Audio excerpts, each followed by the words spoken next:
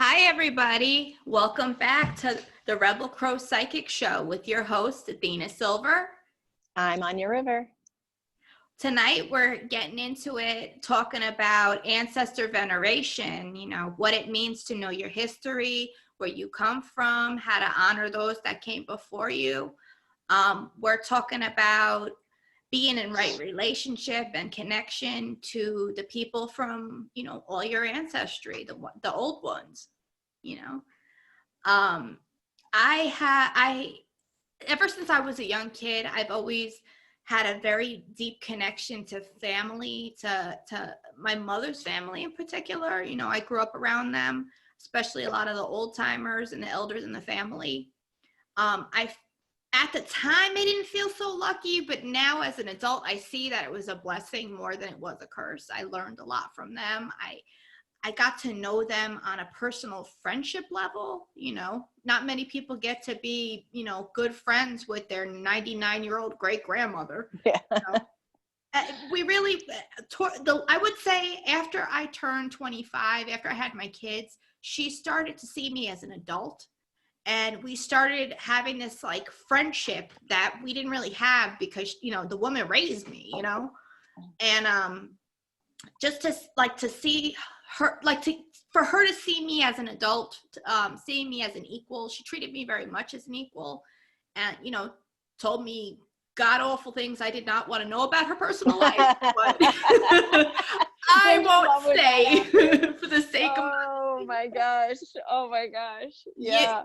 All I will say is the people you least expect are the wildest. Okay, well, her son, my father, right? Oh yeah. God, I've heard some stories, like some of them are so great though. Some of the stories are like fantastic. And then you get the one night where like a little too much is shared and you're just like, oh, I can't get that out of my brain. Yeah, but, I feel you. I was like, please stop, my ears are bleeding. Yeah. But those are good experiences because like it brings them off a pedestal and into your like world, and and like you're talking about, like our grandmother has passed over, she's on my altar, and she's like on your, she's a huge part of your life even still. Yes, and very much. It's funny that you bring her up. Now, there's this Freudian slip that has always happened, even when she was alive. Everybody used to refer to her as my mother, and they still do. And then they always catch themselves and go, wait, your grandmother. Right. And it's like, as I'm an adult now, I really see, like, I was her child. I was her last child. I'm this weird half step between, my aunts and uncles, my parents' generation, and a half step from mine. Right. I grew up more in the context of like our parents' view than I did really ours. Right. So it's this weird dichotomy, growing up, getting chucked to, getting to see everybody's houses, one day here, one day there. Yeah. But, I'm glad that I had that experience because even with their passing, I have a stronger connection to them psychically. I'm able to feel them. Because I knew them so well, I can feel their spirit around me. I can feel their essence and their energy around me. It made the grieving process a lot easier. Yeah, I felt her actually say goodbye. It was so weird because I've always felt like spirits when they pass, like especially the strongest when they first pass. Like their presence. I don't know. I've always, since I was a kid, I could always feel the person who passed, like for those couple of days, like right after. And she was so interesting to me though, because when she passed, she came to say goodbye, and it was like, I know she's still around and she's come back to me. Of course. Like she comes back to you. They make their farewell tour. Like she comes back to you more often, but like, I felt like she really left for a while. Like she was saying goodbye. And she like really, really left for like some time. And it's not always like that, like it's not always the experience.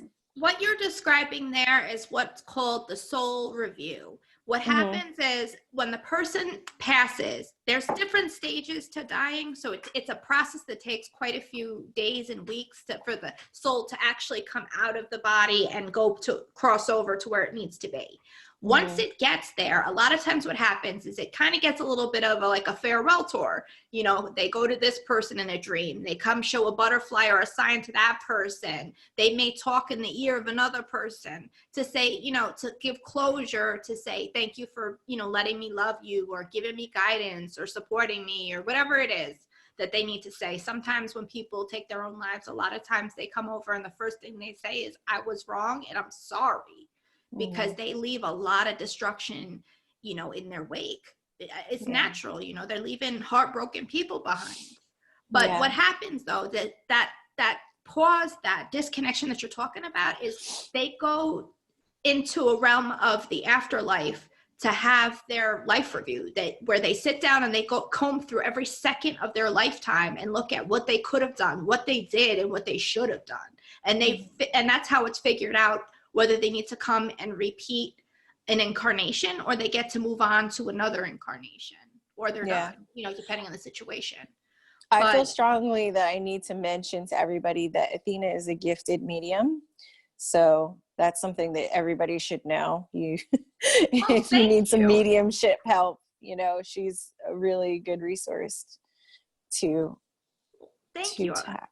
I appreciate that. You know, I grew up with like death around me as a kid, you know, death with family, death with friends, you know. Can you tell everybody what you wanted to be when you grew up? All right. So I wanted to be an undertaker, and I also thought about being a post-mortem cosmetologist. And why did you want to do that? Why did you want to, and what was the reason? Because dead people don't complain. You know, you take a little too much over here, you mess up their baby hairs or whatever. They're not gonna go, hey, what you do? You know, they can't talk. You know, although I will say they could hit me up in the afterlife and make it kind of difficult. There you go. But anyway, I want to talk to you guys about the experience that I had a couple days ago in the context of ancestor veneration. Since my great grandparents and my grandmother passed about 15 years ago, and it has been so emotionally hard for me to go out there to where she's resting, you know, where she is in the cemetery. And I've tried to make the trip several times, and each and every time I get on the road and I start hysterically crying to the point where I can't drive. And I always turn back and I go home, but something recently just told me, like, you gotta go, like, they're calling you, you need to go see what's going on there. And, you know, and I was like, you know what, I'm gonna do it. I'm gonna pack up the car, I'm gonna bring offering, I'm gonna make offering to them, you know, I'm gonna go and I'm gonna spend the day there. And, you know, first of all, I had to go, I forgot, you know, the way to get there. So I had to figure that out. That was a whole separate thing. I went to spent the day going to 4 different cemeteries and walking around trying to find them. And at one point I was like, I think we lost our family members. Yeah, you texted me at one point and I was like, I don't know. Yeah, I'm like, I think we misplaced them. Anyway, I eventually called another family member and found them. I spent the day, the first thing that hit me when I turned into the right cemetery was just, I could feel them. I'm like, I have family here. Like, I can feel that family pull. And, you know, and it was weird because as soon as I crossed through the gate into the cemetery, I drove exactly to where they were. I knew exactly where they were. And which was not the same with the other 3 cemeteries I went to that day. I did not have the same feeling. It was like a lightning strike, like, this is where they are.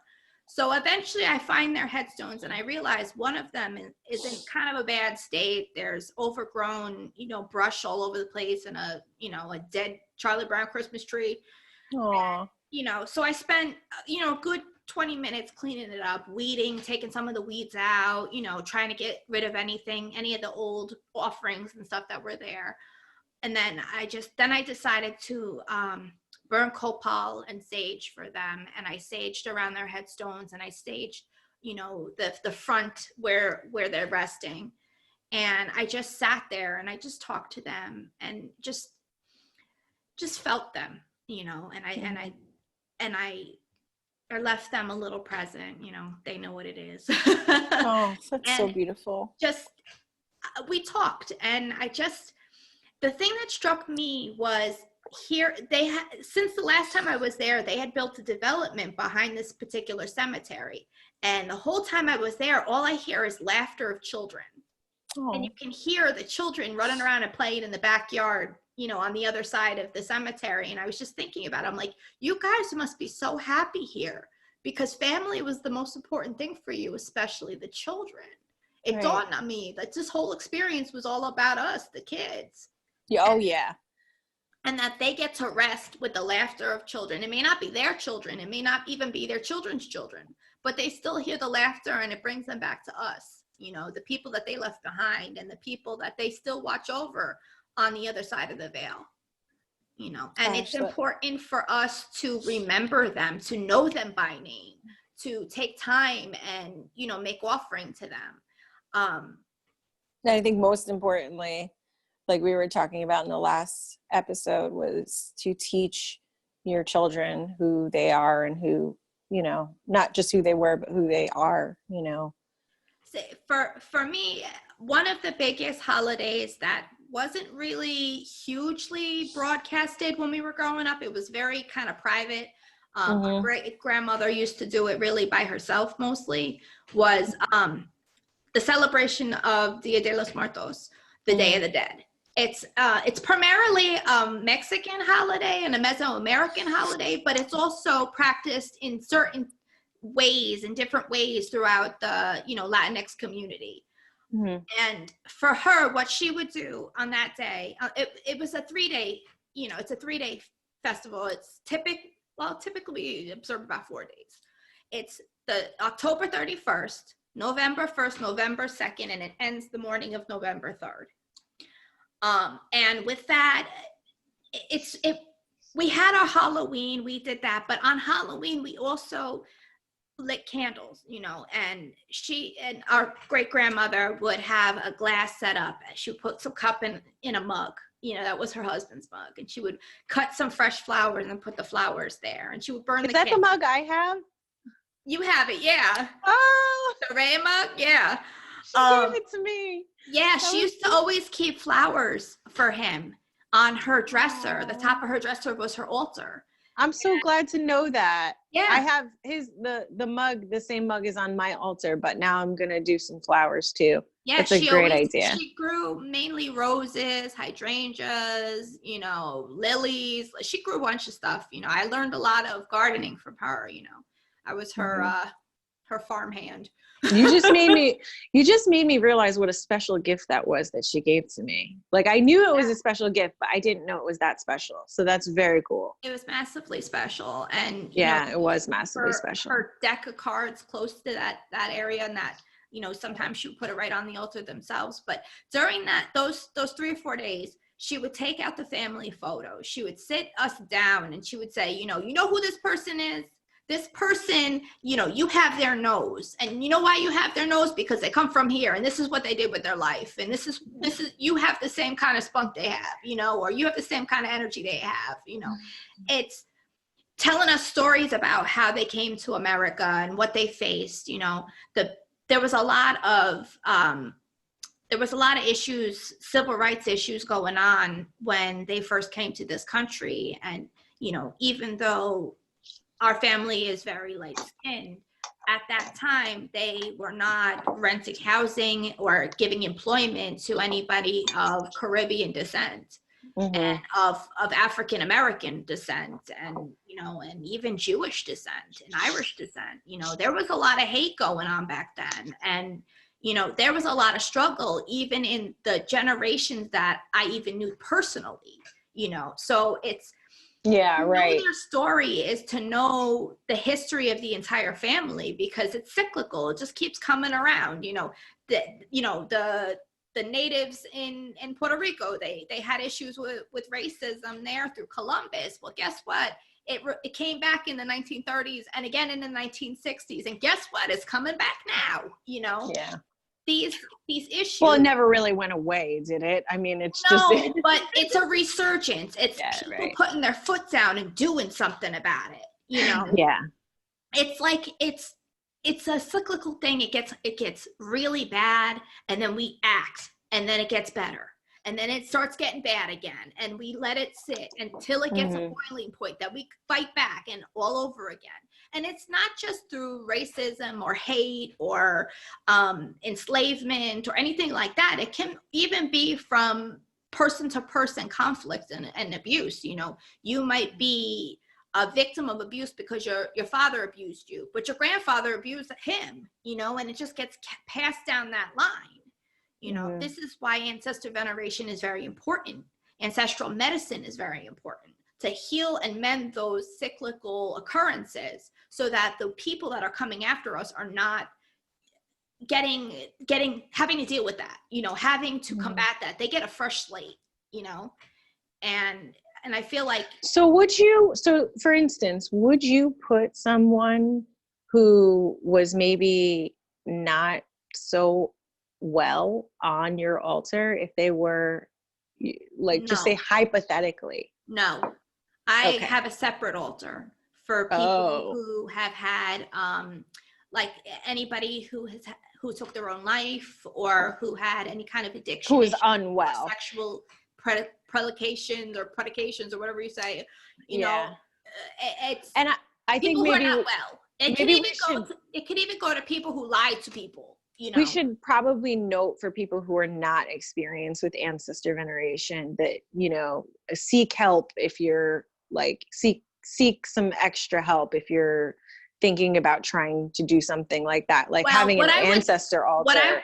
What I would say is, do not work with unwell ancestors unless you know what you're doing, because they will lie. That's what I'm trying to say. They will trick you. They will make you believe things that are not true, or they may ask for you to offer them things that you have no business offering them. You know? So you work with the well ancestors that you knew. You know, like you have a good relationship with your grandma, you can work with your grandma with the ancestor altar. Yes. You know, and work with people who had, you know, quote unquote good death, you know, which is, you know, dying of old age, dying of chronic illness and at home surrounded by family, you know, people with violent deaths. You don't necessarily want to put them on your ancestor altar unless ancestral medicine has been done to correct, you know, what happened to them, because they're in a state of shock, you know, say like, you know, I'll take, for instance, you know, somebody who was murdered, you know, they had their life taken from them abruptly and unexpectedly. Their soul is in shock. The first thing is, what the hell just happened? You know, and sometimes their soul might not even realize that they're dead, you know, and when they realize it can be very traumatic, you know, and a lot of times if they have killers that are still out there somewhere, that there's no justice that was brought to them, that soul of that victim, that person that passed away, they're not going to rest right. They're going to feel they're not ready to help you on your quest because they have to help themselves first. What would you suggest to honor those types of past loved ones? Because maybe you still might want to honor them, but not have an altar and work with them. I would say what I do is I set a white candle, just a white candle. And I usually typically set it on the floor or in a different location that's designated to people who have passed away in a violent manner or took their own lives or, you know, had substance abuse issues, whatever you want to say. I give them light. Every time I burn that candle, I give them light. And I pray that they find their way to the light, that they let go of the karmic strains that were put on them that caused them to offend or caused them to have issues in their lifetime. And I pray that they find healing and peace. But once I feel that that the work has been done, the healing has been done, I've actually sat there and worked on their energy lines and worked on their life and gave them the light that they needed and they received it and everything's well, then you can transition them. But I would say don't try unless you know what you're doing. Yeah. Because it's very difficult and a lot can go wrong. So, but you think, because I mean, I think you should just light a white candle for them and leave it at that. And pray, basically. Yes. Right? Like, I mean, yes. You're saying a prayer for their soul. But as far as working with ancestors, like, so you have an altar, I have an altar for our ancestors, our past loved ones who are well. What would you say that, just generally speaking, because it's my belief that pretty much anyone can work with well ancestors. Yes. I mean, is that pretty much your belief too? Yes. Like, you can just start working with your it doesn't necessarily mean that you need a formal table or altar to set. It can just be, planting a plant in their honor, or remember them on their birthday and lighting a candle for them, or, say your grandfather loved brandy, having a shot of brandy to grandpa, Yeah. It's communing with them, even in the small little ways. It's these little tiny rituals and ceremonies that we do that give them light, that give them energy, and that give them remembrance and honor. Right. It doesn't have to be elaborate. If you want it to be elaborate, do your thing, have fun with it. But even the small gestures of just remembering them and saying a prayer that they find light wherever they are, or that they rest in peace, And by elaborate doesn't mean like necessarily, like, for me, I have a living plant, water that I change every couple of days, incense, a candle, and I have objects. I don't have pictures, but I have objects like, you have like personal items, usually, like, typically I'll have personal items from those that are included in my altar. And I keep objects of power on mine too. Objects that have been programmed for certain medicinal purposes and healing purposes. Oh, wow. I didn't know that. Yeah. I've seen your altar so many times, but I didn't know that. They look like ordinary items, that's why. Us magical folk have to, evolve techniques, right? Yeah. I gotcha. Well, biggest thing for me is teaching. Oh, wait. I'm sorry. I didn't mean to interrupt you, but I just thought of something really important that I need to go ahead. share. Don't put pictures of the living on your altar for the dead. Just need to put that out there, because maybe you have a nice picture with you and your past love. Don't put that on your yourself out. Yeah, don't put that on your altar. Yeah, you don't want to mark yourself ready for death, because that's what you're doing by putting yourself on the altar. Yeah, only things that are from those people who have passed. Yes. Also, if you're going to go and set an altar, do not set it in a main part of your house. Set it in a private area where people, like your guests, come over and they can't view it, because your altar can actually be worked against you.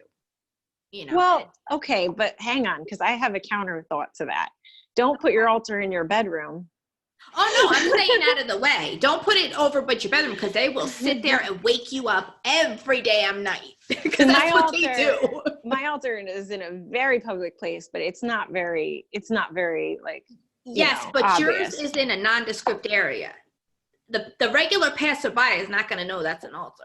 Exactly. And that's the thing, is you could get away with it if it's not an obvious thing, and if you're not advertising it. But a lot of people go elaborate with it and have, shrouds on it and the whole thing. And, it's not necessary. It could be a glass of water, a candle, and a flower. And that's all you need. It doesn't have to be elaborate. Like I said, I also set an altar outside my house, and it's for the spirits of the land that I live on, because I live on traditional ancestral Lenape land.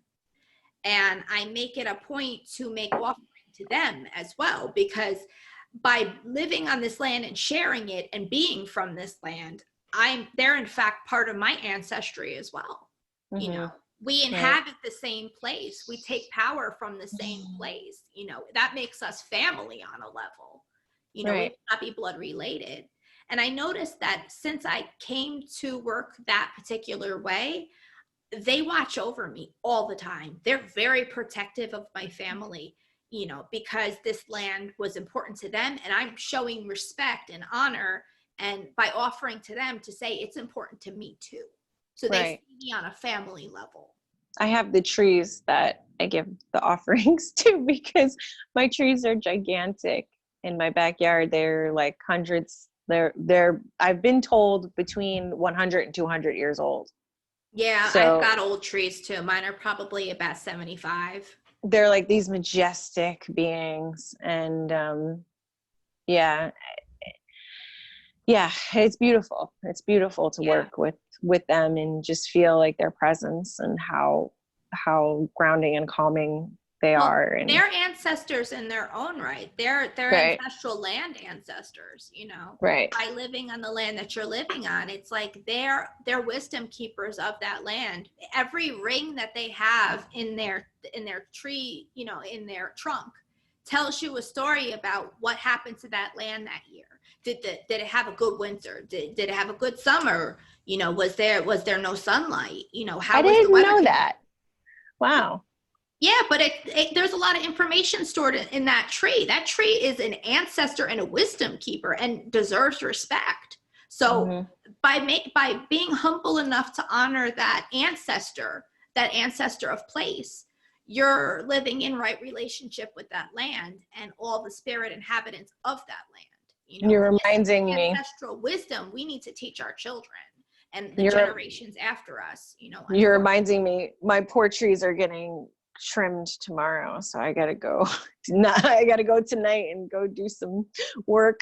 Yeah, and you gotta heal them afterwards. You know. Yeah, you gave me a great tip for my one tree that is dying, and I am waiting for my stones. But you Athena, should also hold a funeral for your tree when it passes. Yeah. Yes. I mean, it's not there yet, but it's so sad for me because this poor tree, you know, before I moved into this house, the tree had a huge branch that was cut wrong, and I didn't know anything about this stuff when I didn't know anything about ancient trees, you know, or tree care or anything like that. You know, I was coming from the city, you know, whatever.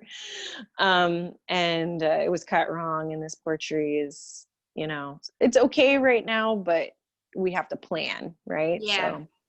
So well, now you know that this is the time you need to invite this tree to become an ancestor of you. And when it passes, hold a funeral in honor of that tree, you know, and That's of so the beautiful. soul that is crossing over, because it is a soul. You know, there's soul in everything. There's soul in plants, there's soul in the food that we eat, there's soul in the animals that are around us, you know, and even the land we live on has soul. Right. And so it's important for us to be, that's what Ancestor Veneration is all about, is being in right relationship with how you're living and the unseen things that are around you, living in good harmony with them.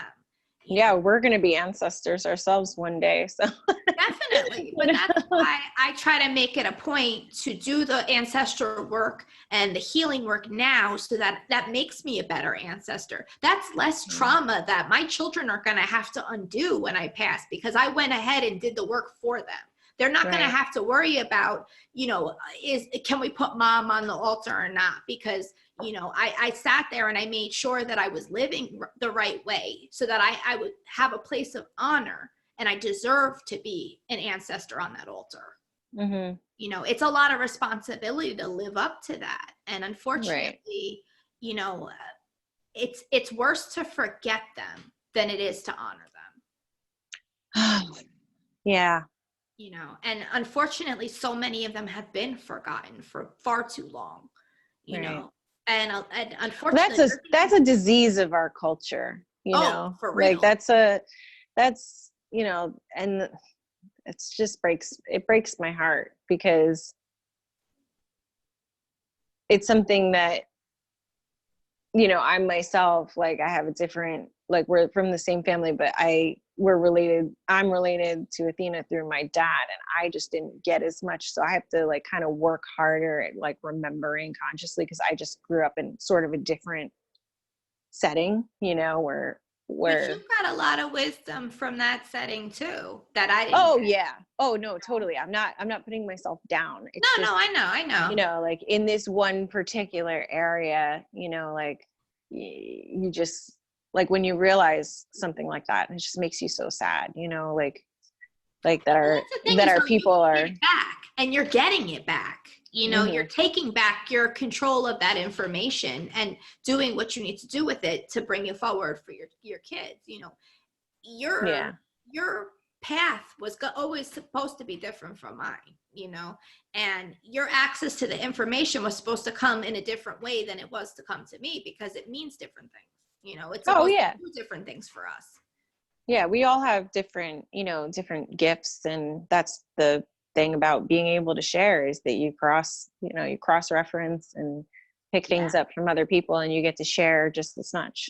Well, I always tell people that the point of life is to be you authentically all the time on parade, you know, unapologetically saying, I'm me, what of it, you know, and not caring what people want to do or what they want to say or how they want to feel about you. It's all about being you and saying, I don't need your validation. I'm going to do it.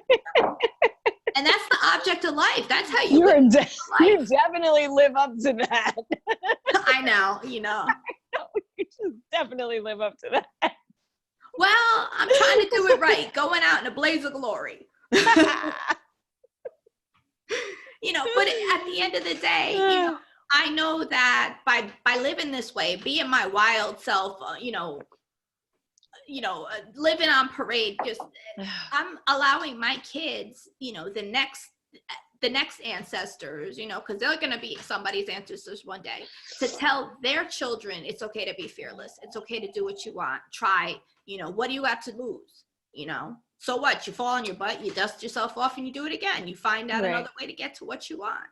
You know, I'm trying to teach them resiliency, and I'm doing it from a point of living it, being the example for them to say, oh, well, you know, my mom started her own business at, you know, 29 and, you know, out of her kitchen. And now, you know, it's helping people and getting itself out there. You know, they can use my story and flip it into their life to get them further and to get them to where they want to be, you know, just by being a good living representation of fearlessness and strength. Right. And you make your ancestors proud, and, you know, we're all really one, you know, like we're part of this line that, you know, we are made of the ancestors, and well, people don't realize that if you go far back enough, we all have the same ancestor in common. You know, we all have the mitochondrial Eve out of the cradle of life in Africa. You know, we all are children of Africa. If you put it down, boil it down, go far back enough in our lineages, you know.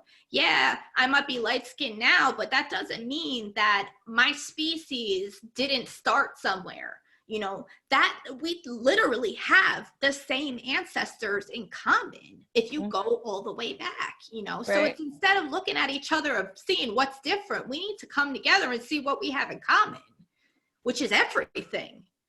You know, we're all indigenous to planet Earth. Yeah. You know, and we keep procreating with each other. It's not like we're, you know, asking for, you know, cosmic, you know, influx or injection here. You know, we're mingling with each other. Of course we're going to be related. We're all cousins. Not in the weird, creepy incest too way. Funny, but I don't know. I'm talking about Stone Age here, all right? All the way back, you know, even before the Stone Age. I'm talking about like real prehistory, you know. All right, you're losing me. You are really losing me now. Not in a creepy way. Why do you gotta be creepy? No, but it's just like we all believe the same thing. We just call it different names. You know, we all believe that there's a higher power. You know, some people call it Buddha, some people call it God, some people call it Jesus, some people call it the great divine. It's, when you boil it down, it's the same thing. Same thing with people. When you boil us down, we are the same people. You know, we're all connected, and we need to start acting like that, because all this nonsense can go away when you just show respect and love to your fellow humans. You know, treat them as brothers and sisters, treat them as family, you know, because that's what we are. Right. Well, That's pretty much it for tonight, I think. I think so. Sorry for the super left turn there. But, you know, we keep it real here at Rebel Crow Psychic Show, you know. Yep. Oh, wait. I got it. Right? Yes. Yep. There you go, LL. I don't know. I just wanted to put my hood on. Anyway, guys, if you like what you see, if you're hearing this and it's resonating with you, please make sure that you like and subscribe and follow us at Rebel Crow Psychic Show. We want to get in touch with you guys. We want to hear what you got to say. So make sure you leave us a comment or, you know, message us on social media. We're on Instagram at Rebel Crow Psychic Show, and we're also on Facebook at the same thing. If you look above, you can see our lovely new website for all of you. You know, you can see new episodes. We're going to be dropping them on there, and we'll be available on Spotify and Apple Music coming up, or Apple Podcasts coming up. So keep a lookout for that. If you guys are interested in having a reading with me, I'm Athena Silver.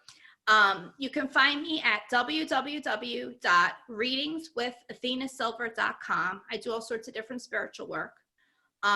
If I'm on Instagram at athena.silver. I also want to let you guys know I'm going to be a guest on a podcast, Business Talk Radio 1. It's from New York. It's a small business entrepreneurship podcast talking about, you know, this. I'm going to be a guest on there talking about my spiritual business, and they're going to be interviewing me. So if you guys want to check that out, that's going to be July 15th. You know, I'll be posting more information about it on like social media and on the website. How did they reach you, Anja? I am on Instagram at Anja River, ANJARIVER, and you can contact me if you'd like a reading. I do tarot readings as well. Yeah, and she does good readings too. Oh, thank you. You know, I think both of our readings are really good, and I like that. Like I've sort of like. Anyway, whatever. We'll talk about it next time. Yeah, definitely. We're definitely going to be doing different spiritual topics. So reach out and if you got a question or if there's a topic in a show you want to hear about, hit us up and let us know, because, you know, we want to help you guys learn. We're here to help you grow, and, you know, we're going to be trying to hook up some guests coming up soon. You know, that's in the works down the road. So we're going to try to get some different type of spiritual practitioners in here and see what they got to say. But anyway, we wish you guys nothing but love and positivity and family connections. Be good to yourselves, be good to your kids, be good to your ancestors, because we're all one. Don't forget it. Have a good night. Bye now. Bye.